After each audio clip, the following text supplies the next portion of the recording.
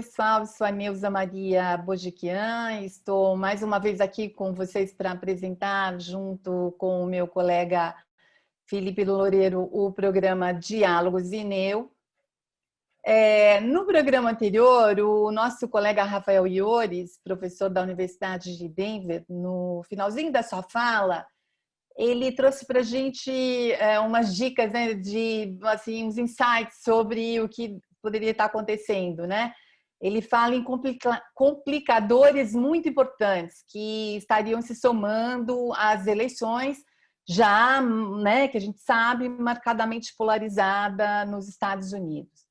Hoje, no nosso programa número 6, né, nós vamos falar mais uma vez das estratégias eleitorais naquele país e vamos destacar os procedimentos, ou seja, os métodos de votação, o voto pelo correio. O nosso objetivo com a abordagem de hoje é contribuir para o entendimento das razões que orientam o presidente Trump quando ele coloca em xeque a legitimidade das eleições e das possíveis consequências, né, dessa tática arriscada. Como já dissemos aqui nos programas anteriores, essa é uma eleição fora do comum. E hoje a gente está dizendo que esse processo é incomum, especialmente porque se espera que muito mais eleitores evitem ir às urnas durante uma pandemia. À medida que as taxas de Covid-19 aumentam em muitas áreas dos Estados Unidos, em muitos estados, o que se nota é que está havendo um empenho maior em se facilitar o voto dos cidadãos nas eleições locais e, quem sabe, nas próximas eleições presidenciais de 3 de novembro. Isso a gente vai perguntar para o Felipe daqui a pouquinho. Bom, com o próprio presidente Trump na disputa eleitoral, levando em conta o seu perfil, parece que a gente está diante de mais um enredo confuso e intricado. Em entrevista a Chris Wallace, o âncora do Fox News Sunday, no programa que foi ao ar no dia 26 de julho, ele chamou a atenção do público, né, o presidente, ao responder a pergunta lançada pelo apresentador sobre se iria aceitar os resultados da eleição. Resposta do presidente: vamos ver. Depende. Mais ou menos uma semana depois, soltou um outro tweet onde ele sugeriu que as eleições deveriam ser adiadas em razão da pandemia, uma vez que, segundo ele, a votação por correio levaria necessariamente a eleições fraudulentas. Bom, passado mais ou menos uma semana, né, ele voltou às redes sociais para dizer que o sistema de votação fosse do tipo voto por postagem ou voto por ausência. A gente vai explicar um pouquinho sobre esses conceitos. No estado da Flórida, em particular, seria efetivo e seguro. Então, só para a gente já aqui dar uma clareada, depois o Felipe acho que retoma isso,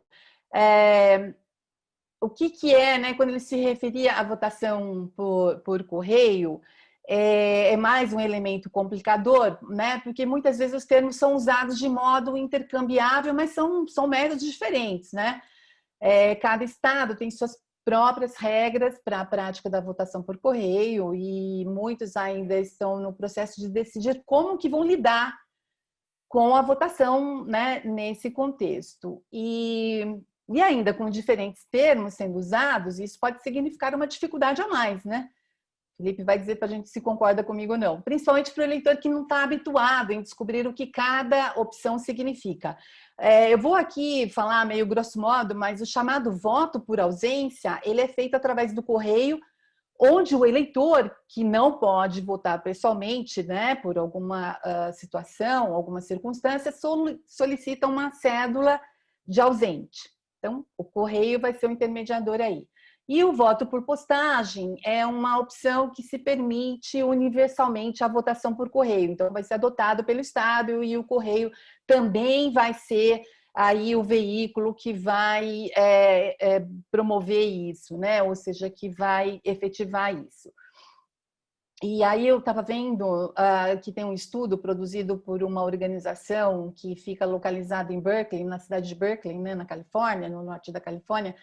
O nome dessa organização é MapLight. Ela traz um estudo, né, e nesse estudo, que é bastante completo, ela descreve alguns dos riscos, né, que são mais significativos para a eleição presidencial de 2020. Traz informações sobre os procedimentos federais que podem afetar as eleições e ainda traz algumas informações detalhadas sobre a lei eleitoral válida em cada estado.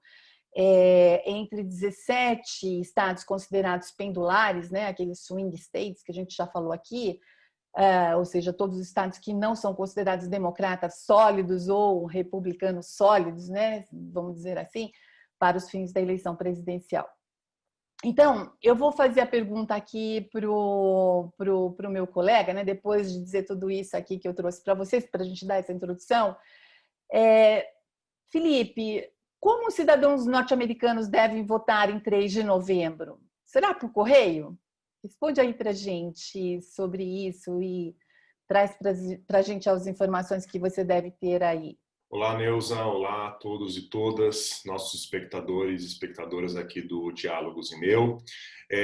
Primeira coisa importante, como você disse, as regras não são homogêneas nos Estados Unidos. Uma coisa fundamental quando a gente fala de Estados Unidos é que o federalismo lá é algo muito sério, ou seja, a forma como se vota, o que é e o que não é permitido, né, muda bastante de estado para estado e até de condado para condado. Né? E com a pandemia, essa heterogeneidade, que é algo muito forte do federalismo norte-americano, que aparece nas regras de votação, ficou ainda mais forte. Né? Por causa da necessidade de isolamento social, os estados estão cada vez mais discutindo, como você disse, a possibilidade de voto por correio. Né? E quase todos os estados estão fazendo mudanças. Só que essas mudanças, evidentemente, elas dependem de estado para estado. Então, vou dar alguns exemplos para vocês. Alguns estados relaxaram regras e prazos para pedir voto por correio, para que o cidadão peça a possibilidade de ele, né, fazer o voto por correio, mas não generalizaram essa possibilidade. Né? Então, esse é um tipo de mudança, mas uma mudança um pouco mais restrita, que é o caso, por exemplo, da Carolina do Sul, o caso do Tennessee, o caso de Kentucky, né? Outros estados, e na verdade é o grupo mais, digamos, importante, é o grupo majoritário, eles foram além. Eles abriram a possibilidade para todos os cidadãos votarem por correio. E aí enviaram para esses cidadãos, por exemplo, né, formulários em que eles poderiam pedir o voto por correio. Então, todos teriam a possibilidade de votar por correio. Né? Grande parte dos estados nos Estados Unidos hoje, né, está adotando ou está indo nessa direção.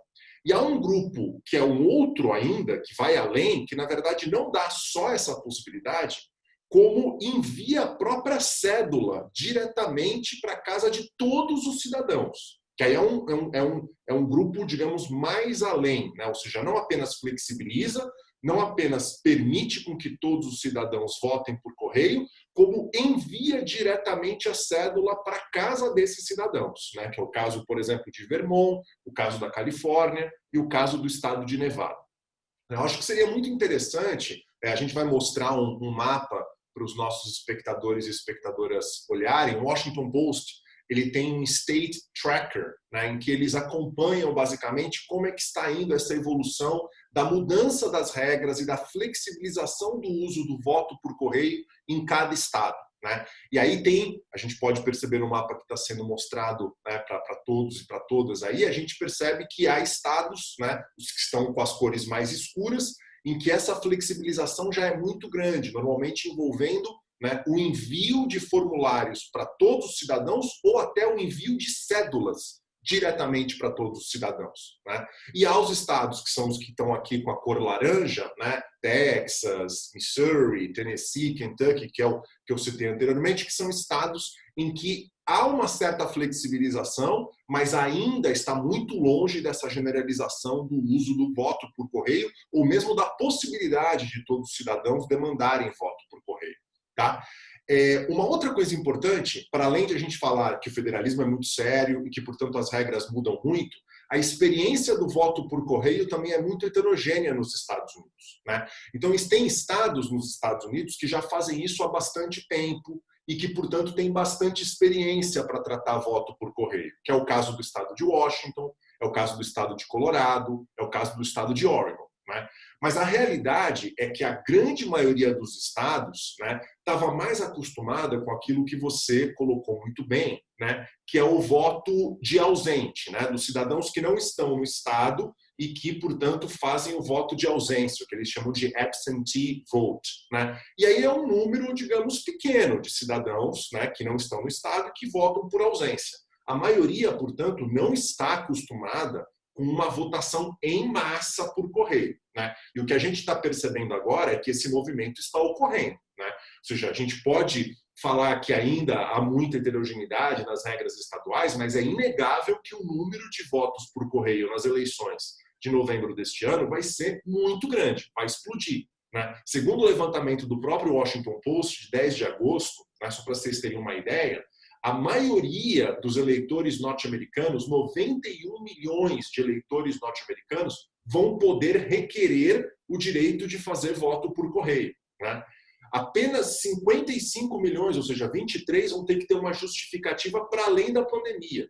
E há 44 milhões que vão receber automaticamente formulários, que podem solicitar, portanto, voto por correio, e há outros 44 milhões que vão receber automaticamente cédulas para votar.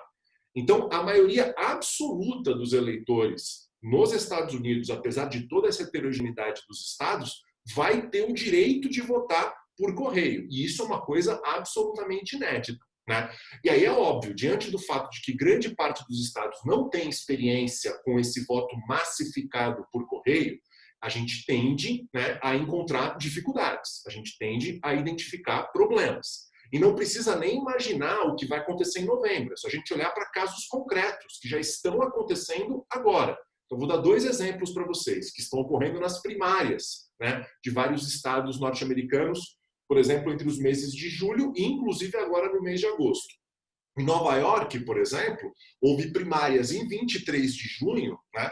Mas como você teve um número muito grande de votos por correio e o Estado não estava preparado, várias regiões do Estado não estavam preparadas para administrar e contabilizar esses votos, o processo de contabilização e de divulgação dos resultados durou muito tempo.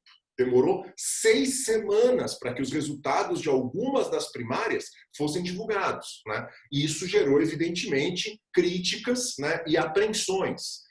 Um outro caso, por exemplo, no último dia 4 de agosto, houve primárias em 5 estados norte-americanos, entre os quais Michigan, Missouri e Kansas. Nos 3 estados, a gente teve problemas nas primárias por causa da questão de voto de correio. Que tipo de problema? Não é uma questão de fraude, não é uma questão de, né, de roubo nas eleições, não é isso que a gente está falando. Mas houve problemas, como, por exemplo, cidadãos que demandaram o direito de votar por correio nas primárias, mas que não receberam as cédulas a tempo para votar, né? Então, esse é um problema grave. Então, se o cidadão demanda o direito de votar por correio, mas chega no dia das eleições, ele não tem a cédula para votar, e ele não tem a segurança e a garantia de que a cédula dele vai ser contabilizada, isso é um problema sério. E aconteceu, por exemplo, em Michigan, né, que é um desses estados pendulares que você fez referência na sua fala, mesmo, né? Aconteceu em Michigan, né? Então, há um motivo para apreensão. Eu acho que esse é um ponto importante que os espectadores e as espectadoras precisam levar em consideração.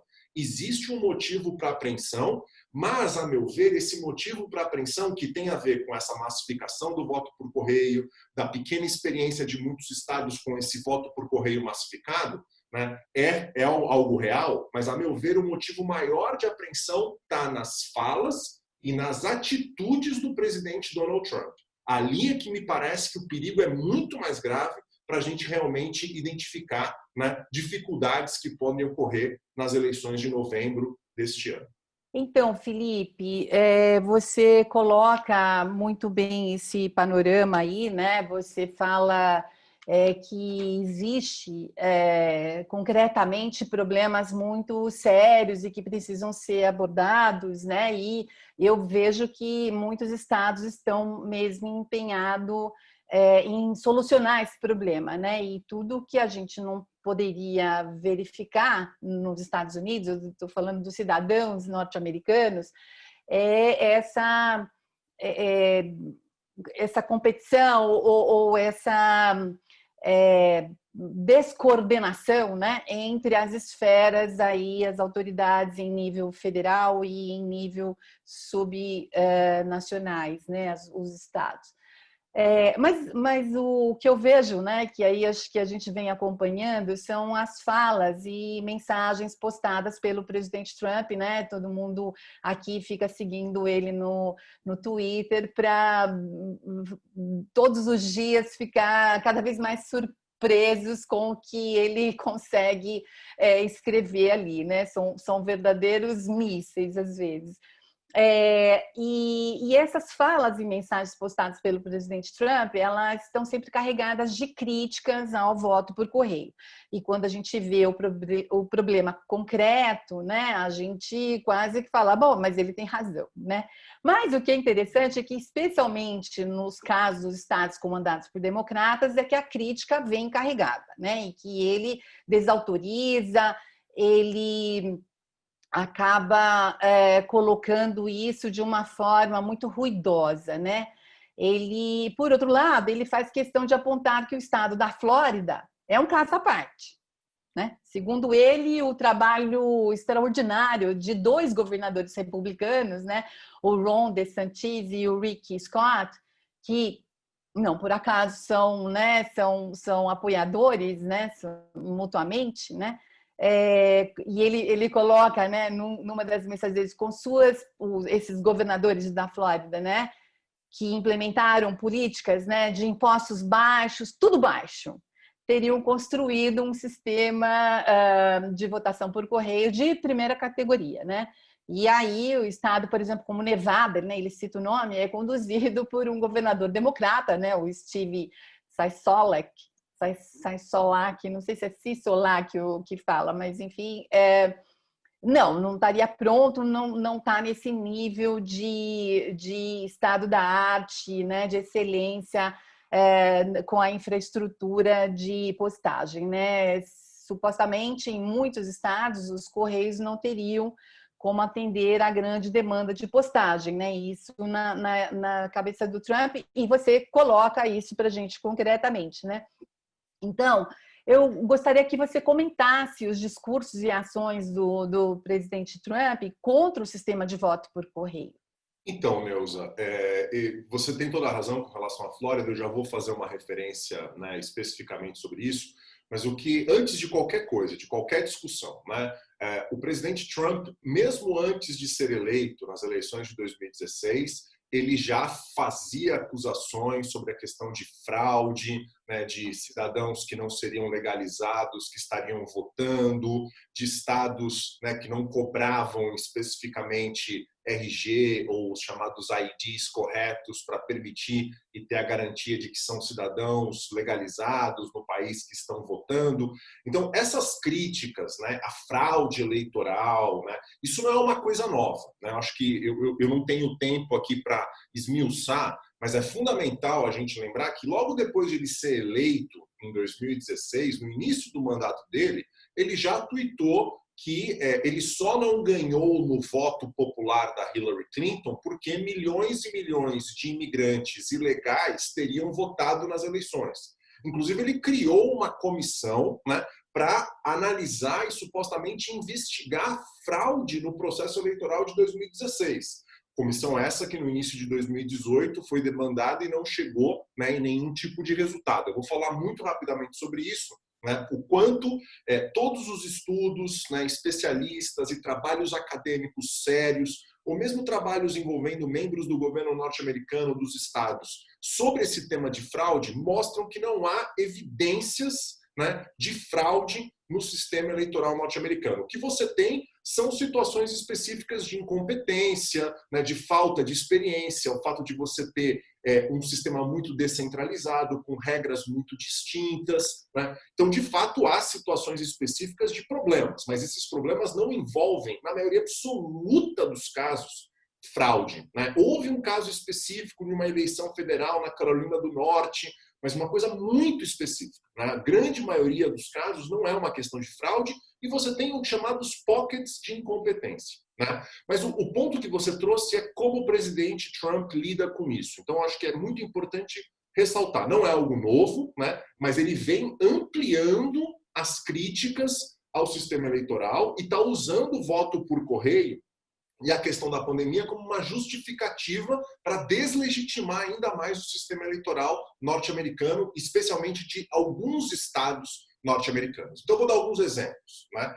No dia 21 de maio, como o nosso espectador e a nossa espectadora vão poder ver aqui, né, na tela do nosso Diálogos, o Trump já tuitou que não deveria haver fraude eleitoral, naquelas formas, né, com letras maiúsculas, como ele normalmente faz. No dia 29 de julho, ele fez um tweet muito crítico sobre o que estava acontecendo em Nova York, né? Eu vou ler aqui, traduzir o que ele disse. Ele falou: a votação pelo correio de Nova York está em condição desastrosa, que aí entra naquele tema que eu mencionei, né, da demora para contabilizar os votos, que é uma coisa que a gente deve já imaginar para novembro. Muitos votos por correio e a demora para contabilizar, mas isso não significa fraude. É completamente diferente de fraude.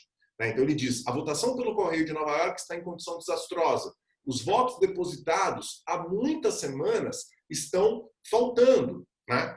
Há uma bagunça total. Eles não têm ideia do que está acontecendo. Eleição fraudulenta, eu disse a vocês. O mesmo aconteceria, mas em grande escala, com os Estados Unidos. Fake news recusam-se a noticiar, segundo ele, né? No dia 5 de agosto, recentemente, como você bem colocou, Neus, ele vai fazer a crítica contra o estado de Nevada. Então ele fala: Nevada possui infraestrutura zero para fazer votação por correio. Será um desastre corrupto, ele usa a palavra, será um desastre corrupto se não for encerrado pelos tribunais.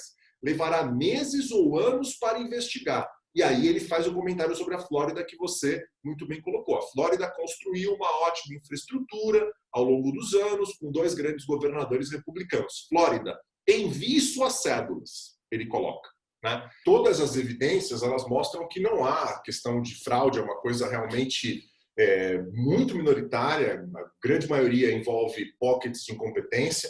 Tem uma referência importante que eu acho que os espectadores e espectadoras podem levar em consideração, que é um livro do Richard Hazen, né, foi publicado recentemente, em 2020, chamado Election Meltdown: Dirty Tricks, Distrust and the Threat to American Democracy, que foi publicado pela Yale University Press. E o Hazen, ele mostra exatamente o que eu estou comentando aqui, né, das inúmeras evidências do quanto fraude é algo muito, né, fora de questão, né, que se você for falar em incompetência tem sentido, mas falar em fraude realmente não tem sentido.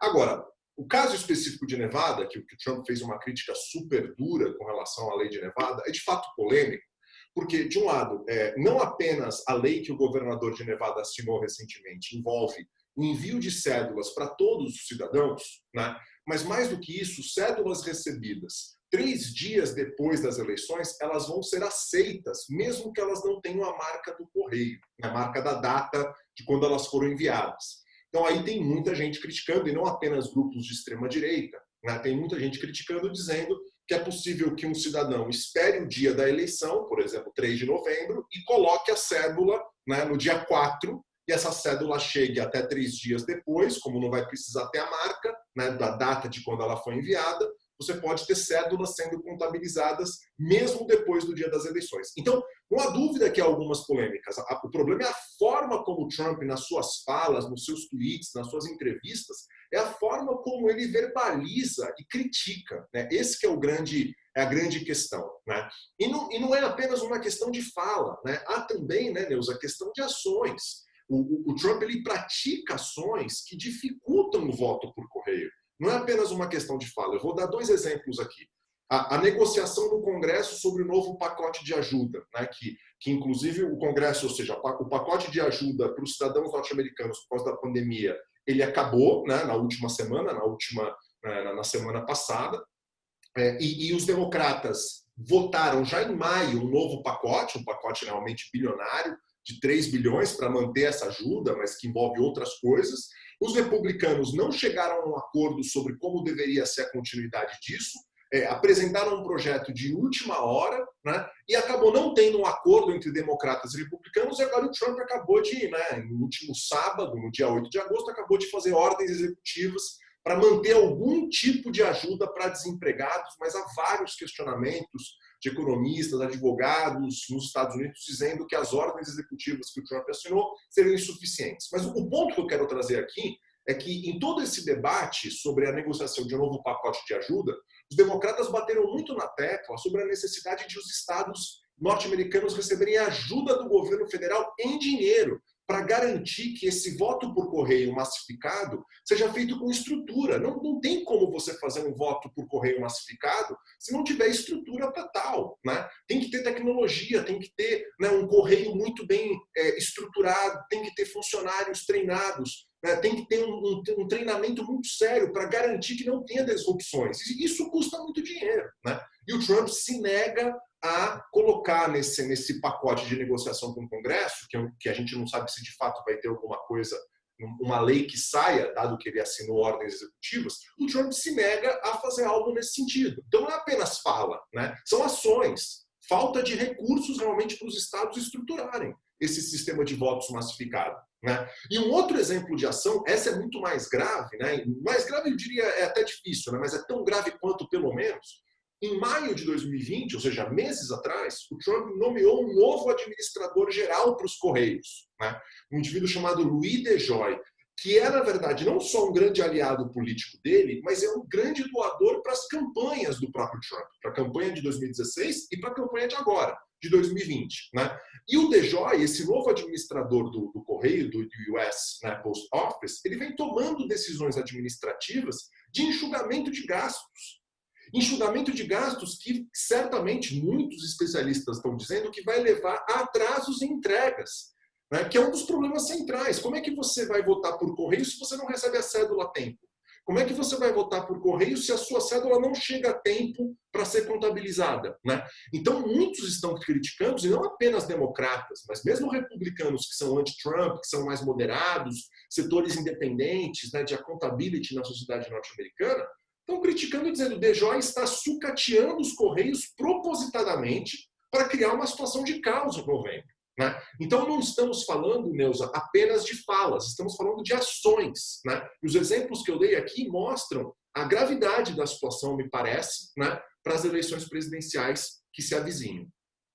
Então, Felipe, você coloca essa questão da infraestrutura, né, ou a falta de infraestrutura, que é uma preocupação, né? E o Trump nessa linha de desconstruir ou querer implementar mudanças, né? Que em um momento adequado, né, seria muito bem-vindo pelos liberais, né? Afinal de contas, você diminuir o gasto público, então você maximizar os resultados, otimizar, né, os recursos, a mão de obra do Estado, tudo isso teria um apoio, né? Mas, no entanto, a gente está num contexto bastante diferente. E é interessante que há figuras importantes do lado conservador, né, demandando o engajamento do Congresso dos Estados Unidos em um movimento a favor do aporte de recursos federais para garantir que os estados sejam capazes de realizar essas eleições de forma segura e acessíveis, né, em 2020, no contexto da crise pandêmica, né? Tem inclusive uma carta que foi assinada, né, em junho, acho que é 25 de junho, me parece, mas enfim, final de junho, então bastante recente, por líderes conservadores, ou como eles mesmos se autodenominam, né, líderes de pensamento de centro-direita ou diretores de organizações de livre comércio, né, pró-livre mercado. E eles endereçaram essa carta ao senador, né, às lideranças do Congresso, o senador Mitch McConnell, ao senador Chuck Schumer, né, que é o líder da minoria democrata, a presidente da Câmara, a Nancy Pelosi, ao deputado Kevin McCarthy, que é líder da minoria na Câmara, né, e que diz o seguinte, né, é necessário um maior investimento, né? Vou ler mais ou menos aqui, um maior investimento para permitir que os estados modernizem a sua infraestrutura e ampliem as opções como o voto ausente, o voto por ausência aí que a gente estava falando. E garanto que os americanos não sejam forçados a colocar suas vidas em risco para participar de um processo democrático. Ou seja, esse trade-off aí não é cabível, e essas lideranças, né, que seriam supostamente apoiadores do Trump estão num caminho inverso, né, estão na contramão dele, né? A gente tem aí o link da carta, né, os nomes, né, que compõem essa carta, mas são nomes bastante pesados em Washington, né, que fazem são engajados, fazem um movimento bastante forte ali nos chamados think tanks, né? E aí isso me leva a te perguntar o seguinte: em matéria de cenário eleitoral, né, o discurso e as ações do presidente que você trouxe aí, mostrou para a gente, em que medida, se é que impacta, em que medida impactam, né, os democratas? Quer dizer, qual seria a estratégia do lado dos democratas para fazer frente a essa agressividade, a essa investida, essa forma como o Trump tem tentado desconstruir aí toda essa infraestrutura? Bom, Neuza, na verdade, a gente tem realmente, estamos chegando já no próprio final do programa, então vou ser muito breve na resposta e vou deixar isso para um outro momento para a gente poder explicar melhor. Mas eu diria que é algo muito complexo, né? Ou seja, dá para dizer que, de um lado, as falas e as ações do Trump, elas favorecem os democratas, né? De um lado, sim, né? De um lado favorecem os democratas, porque tem uma discussão sobre o quanto a maneira como o Trump critica o voto por correio vai acabar levando a uma menor participação de eleitores trumpistas nas eleições, né? Ou seja, eleitores republicanos que não se sentem seguros de sair por causa da questão da pandemia, né? Mas, ao mesmo tempo, como o Trump diz que o voto por correio não é seguro, eles também não votam por correio, né? Então, há muitos republicanos preocupadíssimos com o fato de que as críticas que o Trump faz vai acabar pressionando, né, a participação, lembrando que o voto nos Estados Unidos não é obrigatório, né, pressionando a participação para baixo, no caso, né, de eleitores trumpistas que não confiam no voto por correio e têm medo de sair para votar. Por isso que, inclusive, a meu ver, que o Trump coloca 2 pesos e 2 medidas, né? Por isso que ele fala que na Flórida, que é um estado, um swing state fundamental, ele diz que o sistema de correio funciona, né? Porque isso mostra o quanto ele vem sendo pressionado por setores do Partido Republicano para não generalizar, né? Então, é uma coisa que tende a favorecer os democratas, porque os democratas vão votar por correio de maneira massiva, né? Enquanto que os trumpistas, muitos trumpistas podem ter dúvidas com relação a isso. E as pesquisas mostram que eles têm dúvidas por causa das falas e as ações do presidente Trump. Por um outro lado, né, a situação não é simples para os democratas por várias razões, né? Primeiro, a tendência é que o sistema de verificação seja muito rígido, né, por causa das críticas que o Trump vem fazendo. E os procedimentos de verificação de voto por correio, da mesma maneira que as regras nos estados para como se vota, também são muito heterogêneos. Então, que tipo de envelope que tem que ser colocado, como se colocar no envelope, a questão do match das assinaturas, né? Se tem que ter testemunha, se não tem, data de postagem, tudo isso é extremamente heterogêneo entre os estados, e a tendência é que, conforme o Trump critique cada vez mais voto por correio, né, a tendência é que os sistemas de verificação fiquem cada vez mais rígidos, e com sistemas de verificação mais rígidos, você pode ter um problema muito grave de anulação de voto, né, de muitos votos serem anulados, o chamado disfranchisement, né, ou seja, pequenos desvios que não são fraudes, um indivíduo que faz uma assinatura um pouquinho diferente, que esqueceu de colocar o voto no envelope tal como demandado pela lei, acaba tendo o seu voto anulado por causa desse tipo de sistema de verificação cada vez mais rígido.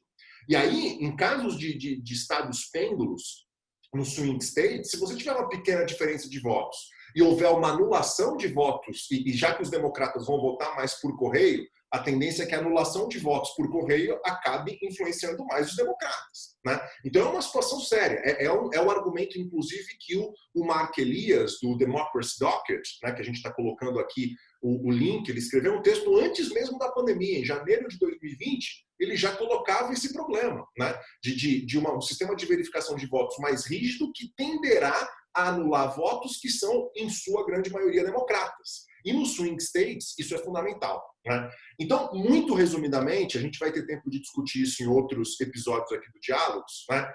As eleições em 3 de novembro, fundamental. A tendência é que os resultados demorarão a sair. Muito provavelmente a gente não vai ter resultados no dia 4, no dia 5, né? Então é uma situação realmente preocupante, porque muitos estados vão demorar para conseguir contabilizar os votos que chegam, né? O mais preocupante, né? Coisa que já aconteceu, por exemplo, na Califórnia, nas midterm elections de 2018.